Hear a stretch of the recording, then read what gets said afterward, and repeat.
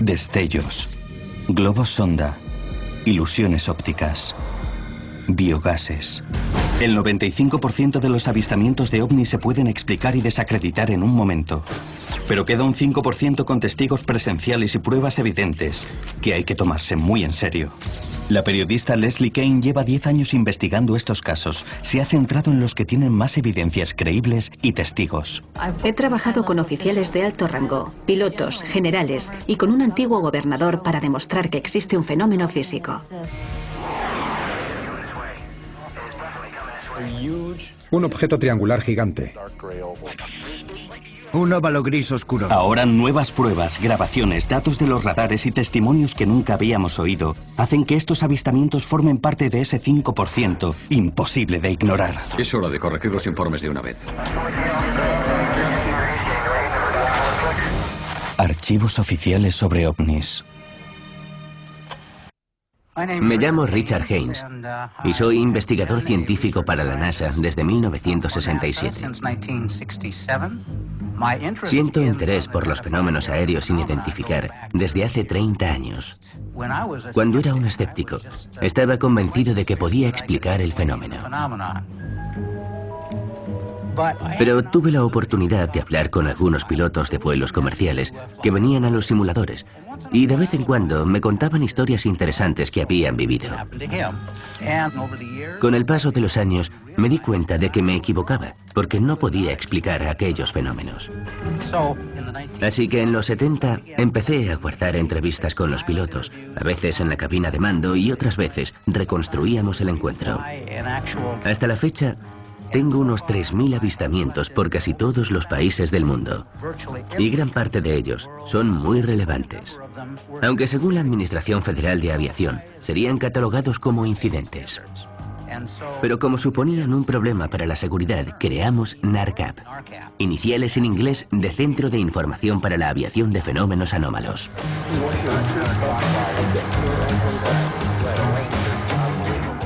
NARCAP es un centro al que pueden dirigirse los pilotos y controladores aéreos que quieran informar de un avistamiento de una forma confidencial. Esto es muy importante porque muchos pilotos temen por su futuro. Creen que les ridiculizarán y lo que suelen decir los jefes es que si ves algo durante el vuelo, no eres competente para volar. Y eso es absurdo. Hay que conseguir que esto cambie.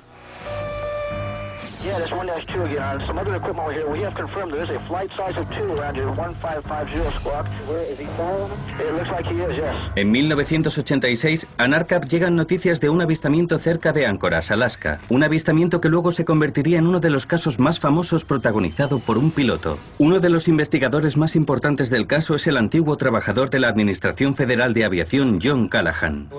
Yo era jefe de departamento de las investigaciones sobre accidentes y del departamento de evaluación de la sede central. Según las normas, si había un accidente jugoso para la prensa, tenía que llegar a nosotros antes de que el humo se dispersara. En enero del 87, recibí una llamada de la zona de Alaska. Al parecer, un ovni había seguido a un 747 japonés en el cielo durante unos 31 minutos. La prensa se había enterado y quería más información, pero no sabían qué decirles. Les dije que informaran de que estábamos investigándolo. Les dije que empaquetaran todos los datos, las grabaciones de voz e informáticas y militares, y las mandaran al Centro Tecnológico de la Administración Federal de Aviación en Atlantic City. Callahan reúne un equipo de analistas que sincroniza el radar con la radiotransmisión del piloto. El resultado está grabado en este vídeo del jefe Callahan y se convirtió en una prueba esencial para aclarar el caso.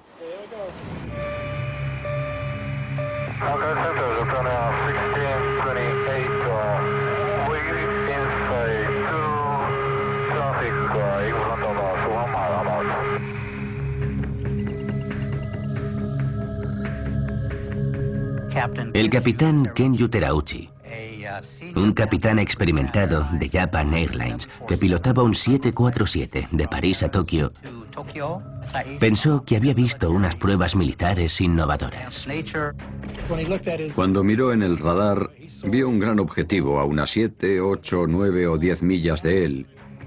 Y lo primero que hizo fue llamar a la administración para saber si ellos tenían constancia de aquello.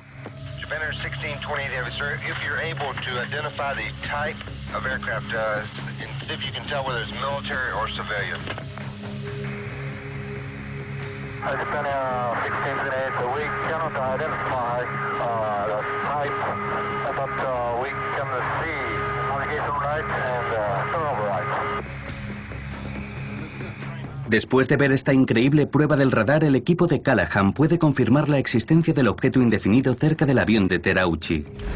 Pero esta entrevista inédita llevó al Dr. Haynes hasta el piloto japonés, que le da extraordinarios detalles de la nave. Él me dijo algo impresionante. Dijo que era un objeto gigante, mucho más grande que su propio avión. Tenía forma de nuez y era del tamaño de 3 o 4 portaaviones. Tenía luces y había una nave más pequeña que iba y venía a la grande.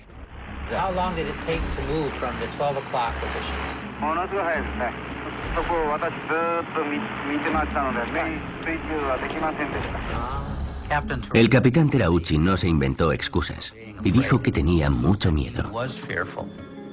El capitán y su copiloto esperaban una colisión. Estaban en posición de colisión. Así de serio fue. El controlador de Áncora se toma el avistamiento muy en serio, porque lo siguiente que hace es confirmar el objeto no identificado a la cercana base militar de Elmendorf.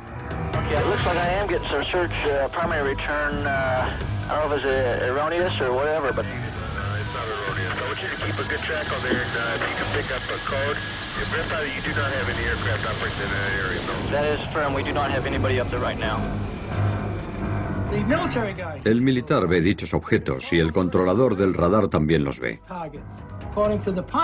Según el piloto, hay una nave grande y le sigue durante un rato.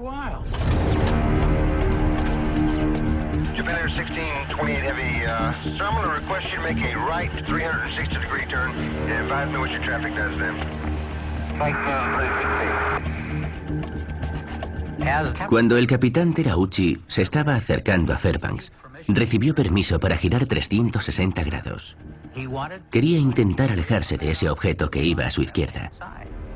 Él suponía que el objeto continuaría recto y él podría girar por la derecha y dejarlo atrás.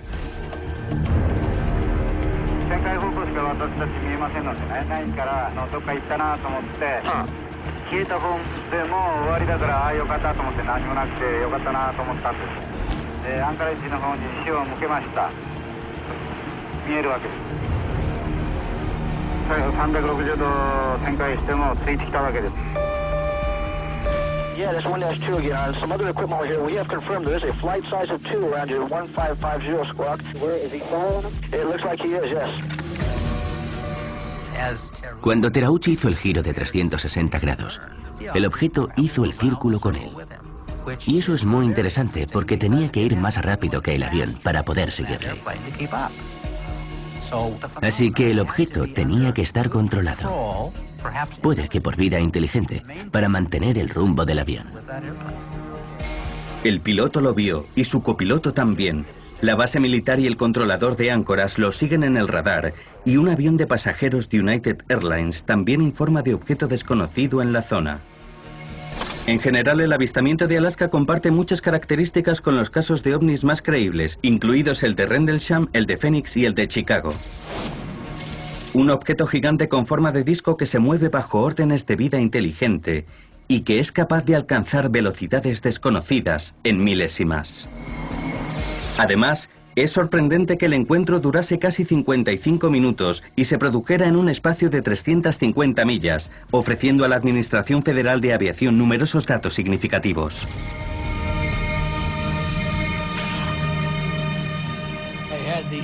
Pedí a los analistas que hicieran un cuadro con todas las veces que el 747 vio el objeto e incluso un ciego podía ver que había una aeronave. Pero pensé, ¿es un bombardero furtivo porque aquí nadie cree en los ovnis? Cuando Callahan volvió a Washington, asistió a una reunión con el equipo científico de la Casa Blanca para revisar el material. Eran 3 científicos del equipo de Reagan, 3 hombres que decían trabajar para la CIA y les puse la cinta 3 veces. Cuando se acabó el vídeo estaban muy emocionados. Babeaban, tenían muchas ganas de echar el guante a esa información. Era la primera vez que tenían algo más que unos minutos de datos en un radar como prueba. Y entonces el de la CIA dio un paso adelante y dijo: este evento, señalando el monitor, no ha pasado nunca. Y nosotros no hemos estado aquí. Confisco el material y tenéis que guardar esto en secreto. Yo pregunté: ¿qué cree que es? Porque yo sigo pensando que es un bombardero. Y dijo: es un ovni. 2 meses después de la reunión de Callahan, Aviación Pública da una explicación oficial que, igual que en los casos de Phoenix y Chicago, pretende dar otra explicación del fenómeno. Dijeron que era una baliza y que se trataba de un objetivo fantasma, de un error de la máquina, y que nunca había pasado. Pero los pilotos japoneses no vieron objetivos fantasma, ni errores, ni balizas. En un radar solo se ve una barrita o un punto, así que hay que fiarse de lo que el piloto dice que ve.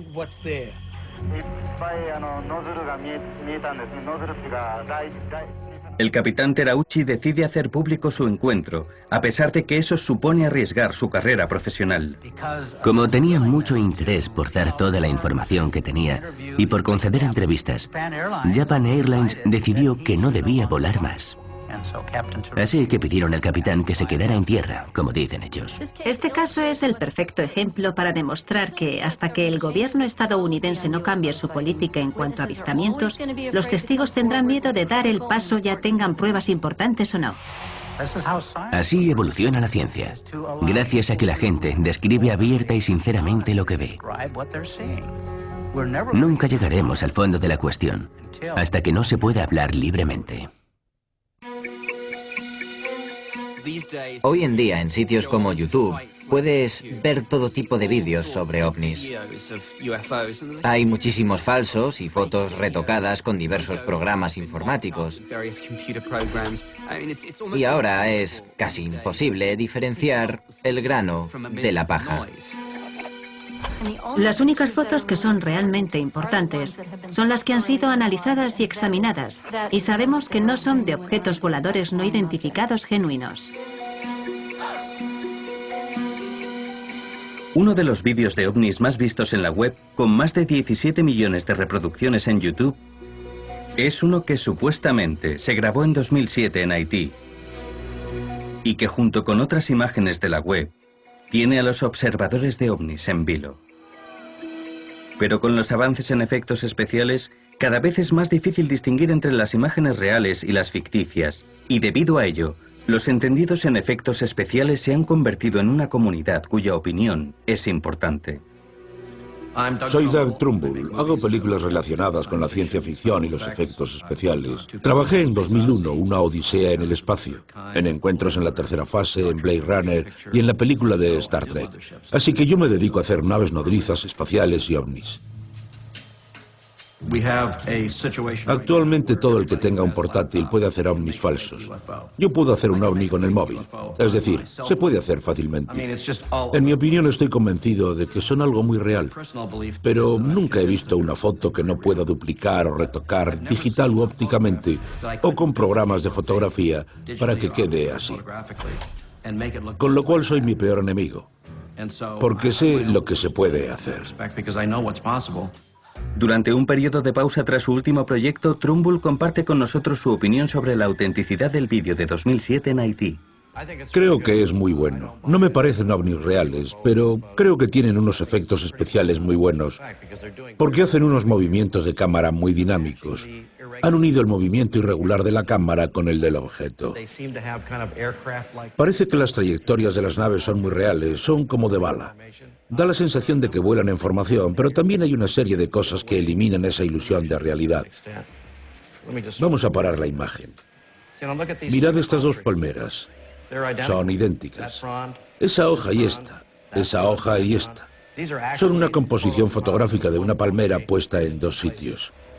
Así que es la misma palmera dos veces, y eso no es natural, es imposible. También hay más cosas.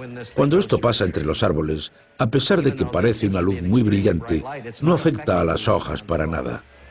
Tendría que haber más luz entre las hojas de los árboles.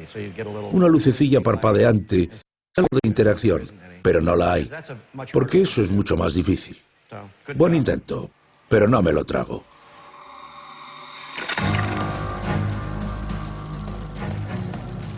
Mientras en el futuro los veraneantes con cámaras de vídeo pueden conseguir pruebas irrefutables que demuestren la existencia de ovnis. Ya hay imágenes que se han probado científicamente y están abiertamente aceptadas.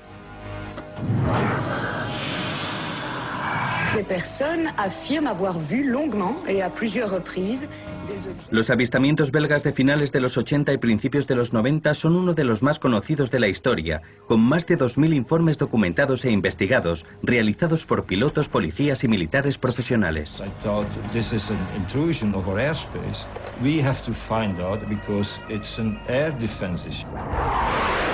Los 18 meses de avistamientos epidémicos preocuparon al gobierno belga y aportaron a la comunidad científica las pruebas más contundentes hasta la fecha en cuanto a ovnis se refiere. Lo vi y dije, Dios mío, esto es demasiado. Tengo que admitir que en aquel momento yo pensé que era falso. Esta es la ola de ovnis en Bélgica.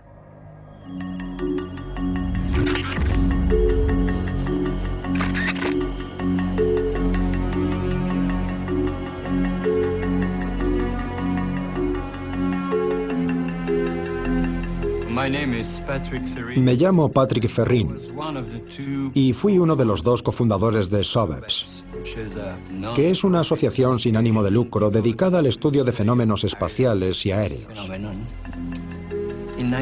En 1989, Bélgica vivía una situación de tranquilidad en cuanto a ovnis. De tanta tranquilidad que decidimos cerrar la asociación porque ya no había avistamientos. Pero, de repente, empezaron a pasar cosas raras en la zona de Eupen. Y eso fue, históricamente hablando, el inicio de la ola de ovnis en Bélgica.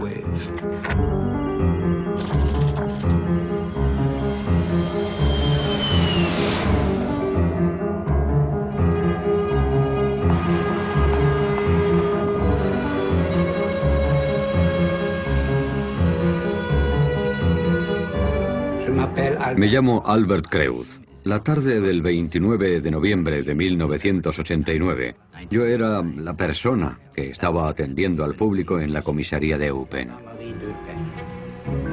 Sobre las 5:30, un grupo de agentes de policía informa a Creuz de que han visto un objeto volando en un campo cercano y que se ha encendido como un estadio de fútbol.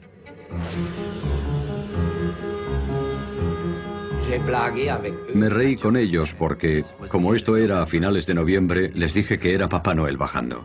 Entonces gritaron, «Mira por la ventana de arriba y lo verás».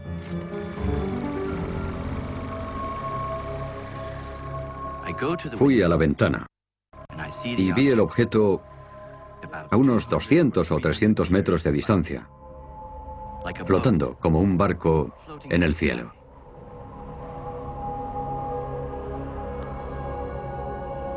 Fue magnífico ver aquello y me hizo pensar que no estamos solos en la Tierra, ni en el universo. Me pareció precioso.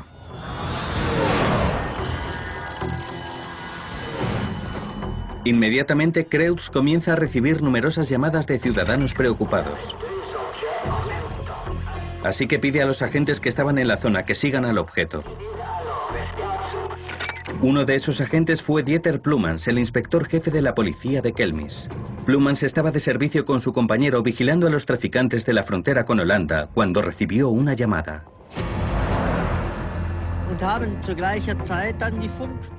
Cuando oímos las llamadas de la radio, íbamos en aquella dirección. Vimos una luz o una especie de objeto encima de la torre de Henri Chapelle.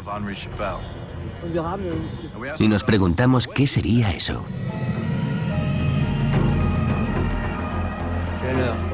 Les dije que observaran el objeto y lo siguieran. Así que lo siguieron a Henri Chapelle, donde el objeto flotaba encima de la residencia de la tercera edad Beloeil.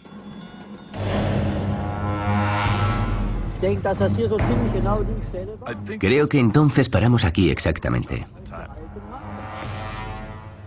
Vimos un objeto inmenso encima de nosotros, que tenía luces redondas en las 3 esquinas. En un momento determinado, salió un objeto más pequeño de detrás. Tenía una luz rojiza que parpadeaba al ritmo de la luz más grande. Plumans y su compañero observaron los objetos durante varios minutos y de repente el círculo rojo volvió a la nave más grande. El objeto subió y se fue.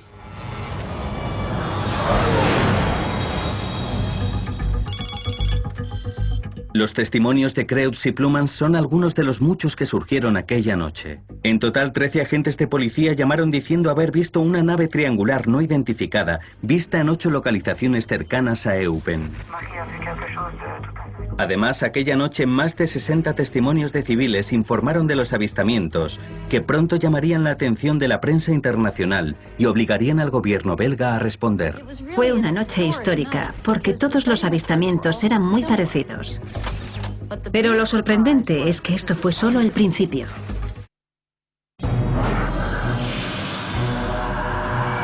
Personnes affirment avoir vu longuement et à plusieurs reprises des objets volants et lumineux de forme triangulaire. Ils ont vu dans le ciel un phénomène étrange, un ovni. El día después del 29 de noviembre, la prensa se hizo eco. Apareció en la tele, en los periódicos y en todas partes. Así que inmediatamente cogimos el coche y nos fuimos a Eupen a entrevistar a gente que lo había visto. Mon mari a vu quelque chose de tout à fait incroyable à plein milieu de la nuit. Et il a vu un objet énorme avec d'immenses rayons lumineux qui l'a suivi pendant plusieurs minutes alors qu'il rentrait à la maison. Voilà, il n'ose pas parler parce qu'il a peur qu'on se moque de lui, mais moi, je tiens quand même à vous en informer. Conseguimos 150 avistamientos diferentes en la misma zona, que describían casi lo mismo.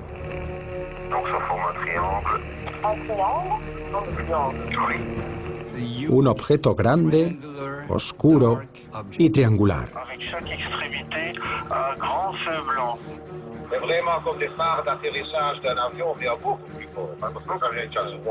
Et au milieu de celui-ci, un gros clignotant rouge. Lo interesante es que en 1989 no se decía que estos objetos fueran triangulares. En aquella época, en ufología, la gente hablaba de platillos volantes o discos o cosas así, pero no de objetos triangulares y oscuros. Aquello era nuevo.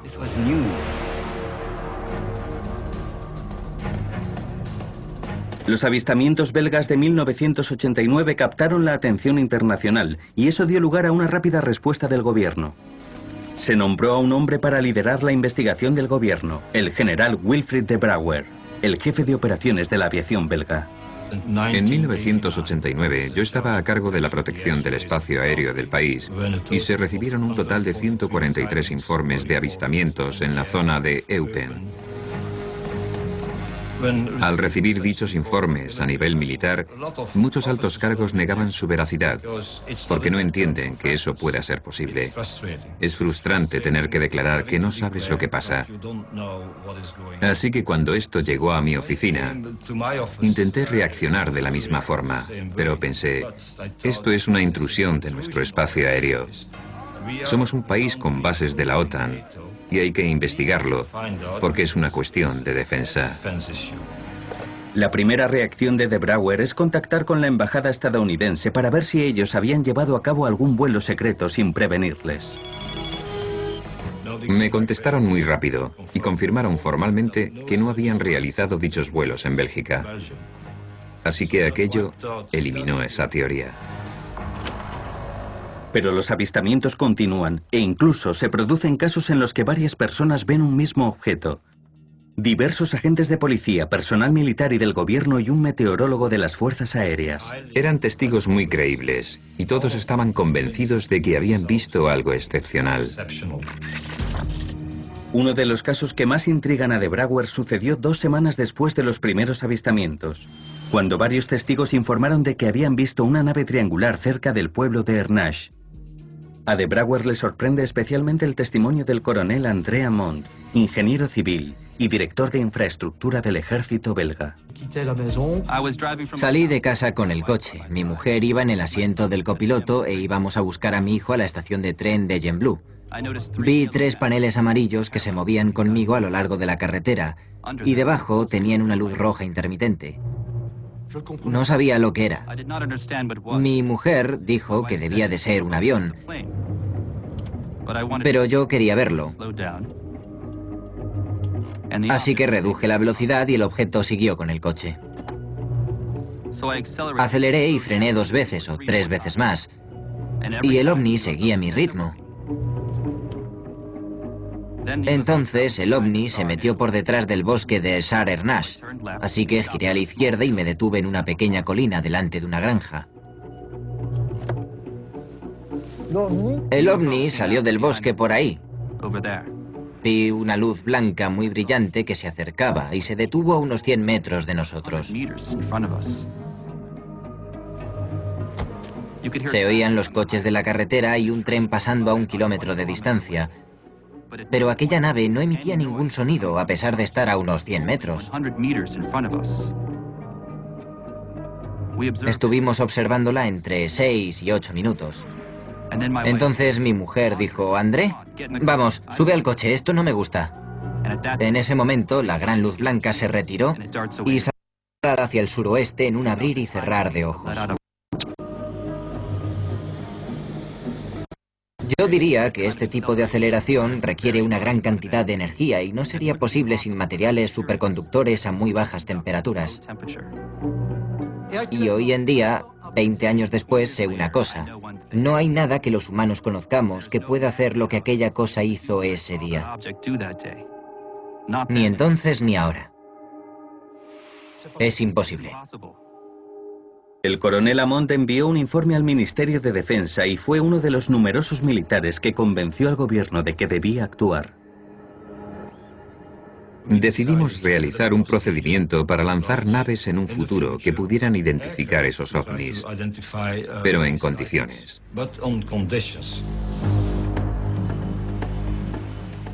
Primero, los testigos informan a la policía. La policía tiene que confirmar el avistamiento y después llamar a una estación de radar que podía autorizar el despegue de los F-16. Soy Yves Milbers. En 1990 era piloto de los F-16 del Escuadrón 350 de Bélgica. Habíamos oído lo de la ola de ovnis en las zonas de Lieja y Eupen.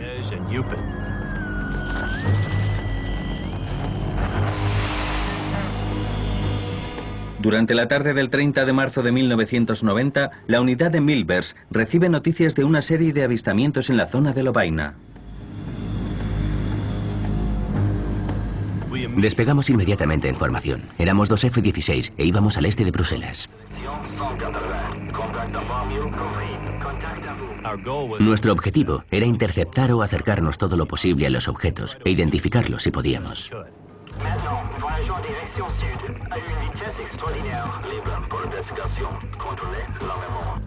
La velocidad a la que se movía el objeto, las variaciones de altitud y su ruta eran muy extrañas.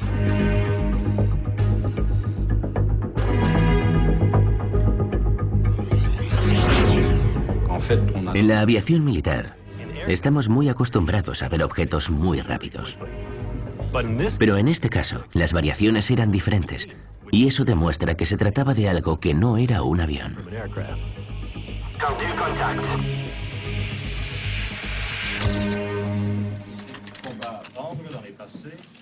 Voilà, ici vous voyez le vecteur de l'objectif 300 degrés, vitesse 999.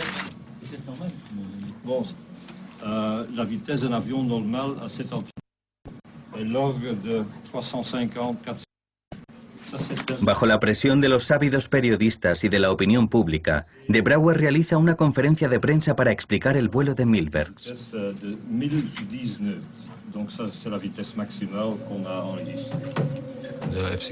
Los F-16 registraron objetos que volaban a velocidad normal, pero que de repente aceleraban y alcanzaban velocidades mucho mayores que la velocidad del sonido.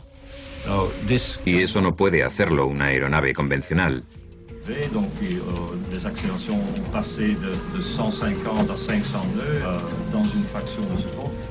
Por desgracia, solo una de las grabaciones de los F-16 aporta suficiente información para realizar un análisis, lo que significa que no pudimos comparar diversas cintas para descartar interferencias electromagnéticas, que son reflejos de un objeto de la Tierra que puede atravesar la atmósfera y rebotar en el radar del F-16.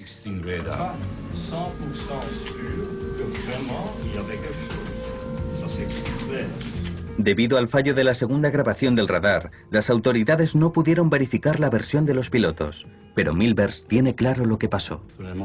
Personalmente, creo que aquel día en ese sitio había un objeto. Hay testigos desde la Tierra, pruebas en los radares y desde aviones. 3 fuentes diferentes viendo el mismo objeto a la vez y en el mismo sitio. Aquella noche había algo en el cielo.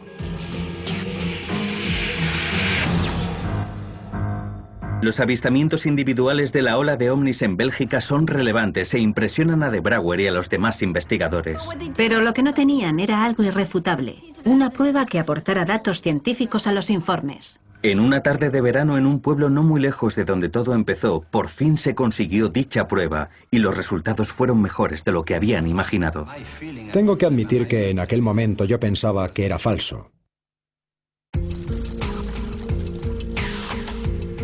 Un año después del comienzo de la ola de ovnis en Bélgica, seguían llegando informes a la oficina de Patrick Ferrin, cofundador de SOBEPS. Durante casi 18 meses, recibimos muchísimos informes y entrevistamos a varios cientos de personas.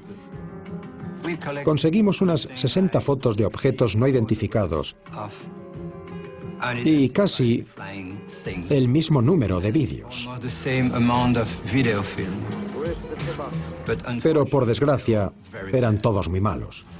Solo se ven pequeños puntos de luz en un fondo oscuro. Aunque tuvimos la suerte de encontrar una buena foto. La foto se hizo en un pueblecito de Petit-Recham, que no está lejos de Eupen. El 4 de abril de 1990, a las 8 de la tarde, una chica estaba paseando su perro en el parque y vio un objeto muy extraño.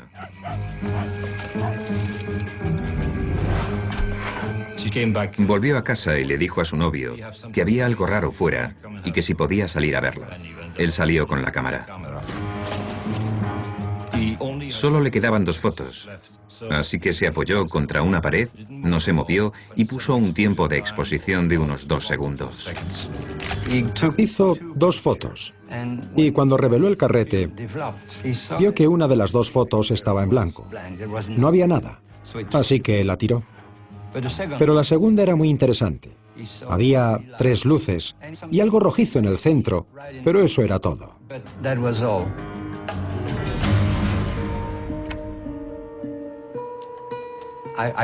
Recibí el original y cuando me llegó la miré y dije, Dios mío, esto es demasiado. Tengo que admitir que en aquel momento yo pensaba que era falso. Así que hice una maqueta e intenté reproducir lo que había en las fotos. Entonces, entendí que no se trataba de una maqueta. Decidimos ir a ver a un experto en análisis digital. Alguien que tuviera las herramientas necesarias para demostrar si la foto era falsa o no. El profesor Marc Acherois, un físico nuclear de la Real Academia Militar en Bruselas, realizó un intenso estudio de 1 año de la diapositiva. El análisis del profesor Acherois del componente azul de la diapositiva demuestra que ese lado en concreto del objeto triangular está perfectamente enfocado, pero los otros 2 lados están borrosos. Esto demuestra que se trata de un movimiento independiente del objeto. No era falsa.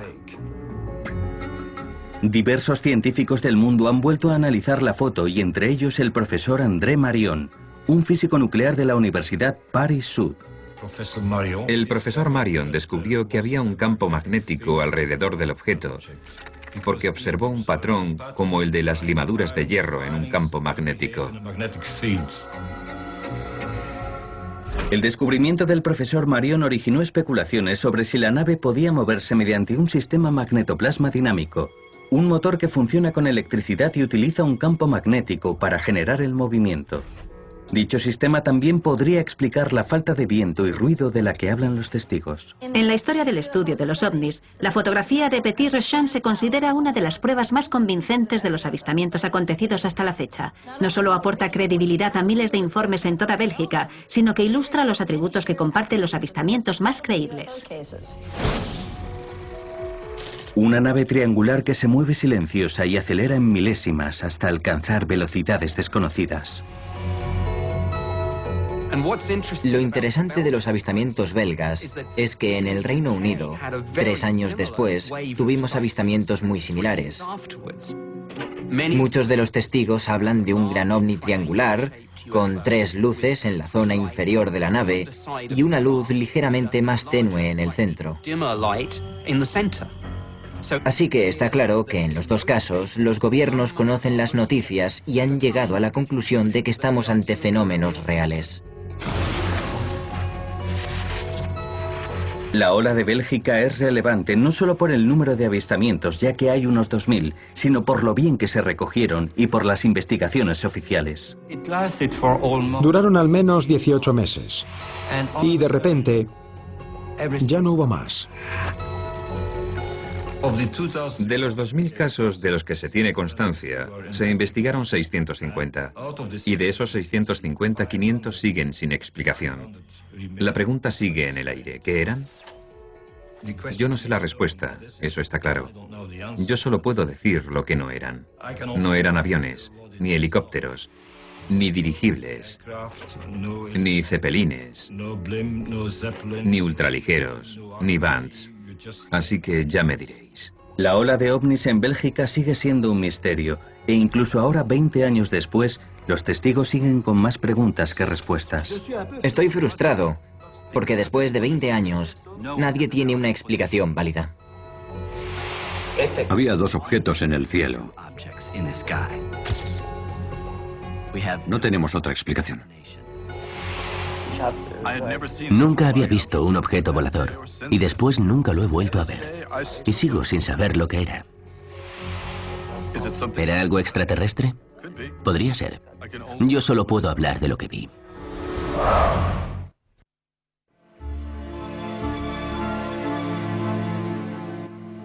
Para los miles de testigos de la ola belga y muchos otros que han documentado avistamientos en bases militares, en aeropuertos o en los cielos de nuestras ciudades, solo hay una conclusión. Ahí fuera hay algo, y tenemos que tomárnoslo muy en serio.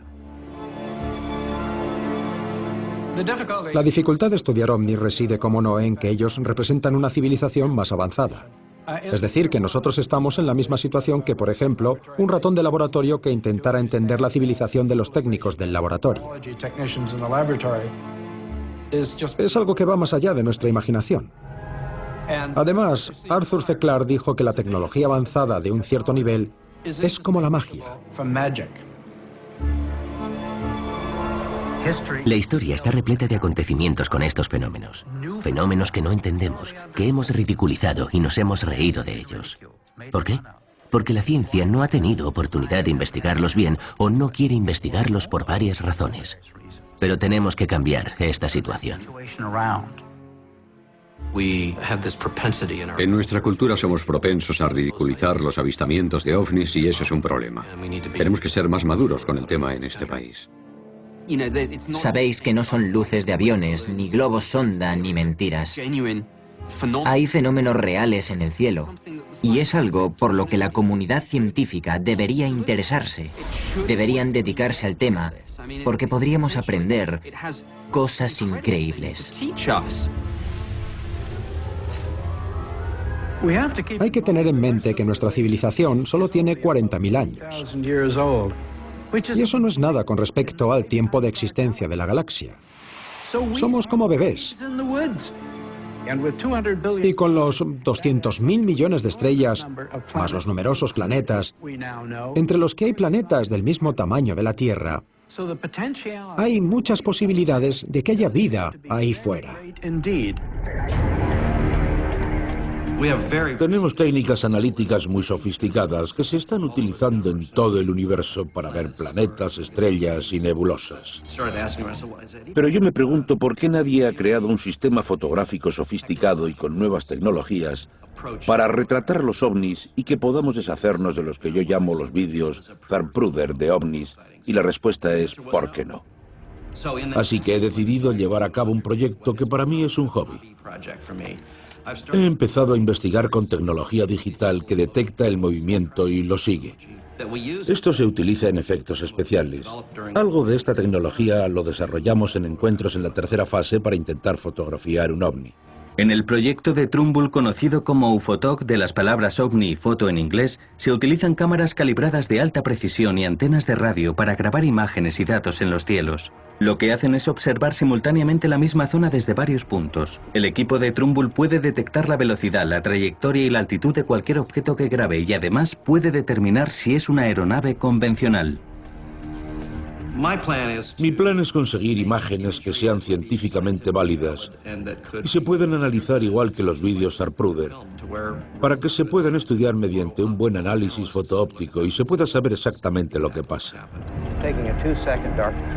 Yo creo que en los próximos años es poco posible que no encontremos pruebas de vida inteligente en el universo. Creo que habrá contacto muy pronto y me encantaría formar parte de él.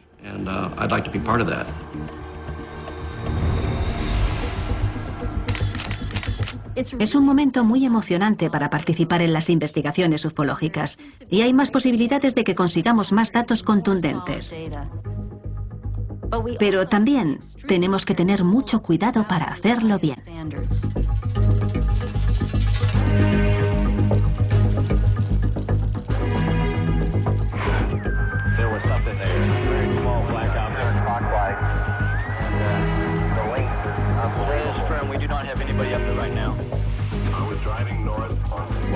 En estos, los casos de avistamientos más creíbles de nuestra generación, hemos oído testimonios de primera mano que merecen ser investigados, ya que provienen de un comandante de una base de la OTAN, un jefe de departamento de la Administración Federal de Aviación, pilotos condecorados, agentes de policía y un antiguo gobernador. Además, todos ellos han puesto en peligro su reputación por hacer público un testimonio que en un principio se negaron a aceptar. Todo ello junto con las pruebas conseguidas, tanto los datos de los radares como las fotografías o las grabaciones inéditas, hacen que estos avistamientos sean casos imposibles de ignorar. Todo este gran número de abrumadoras pruebas de pilotos, generales y trabajadores del gobierno son los que, en mi opinión, demuestran que se están dando fenómenos reales que todavía no se han explicado. Y es hora de revisar esta información y analizar los nuevos informes de forma más abierta.